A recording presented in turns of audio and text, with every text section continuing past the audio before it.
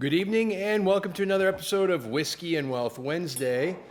Tonight I'm drinking Peerless Rye, small batch, pretty good.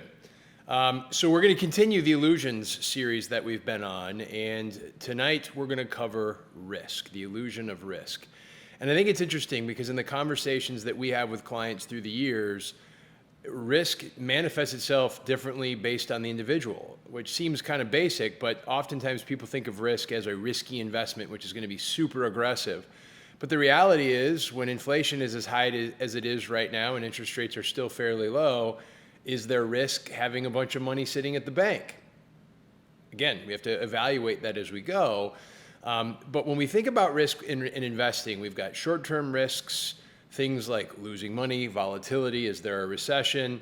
And then we have the primary long-term risk, which is, are you going to outlive your money? And of course, we don't want to do that. And so I think it's important that we think and consider the types of risks that we're going to face. And there's no question, and you've heard me beating this drum, behavioral risk is the single greatest threat to running out of money. It's making poor decisions, impulse choices, things along those lines. The time horizon. Are we able to avoid the short-term noise that we're inundated with on a regular basis? Another issue is the risk tolerance questionnaire.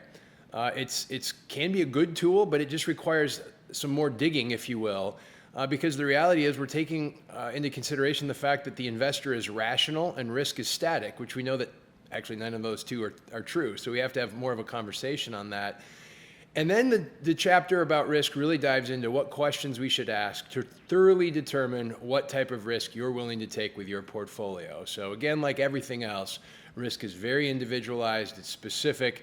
Just because somebody in the OR or somebody at your office or at your home or at the picnic says that you should be X, Y, or Z, don't listen to that. Have a deep analysis and an assessment appropriate for your situation. Cheers.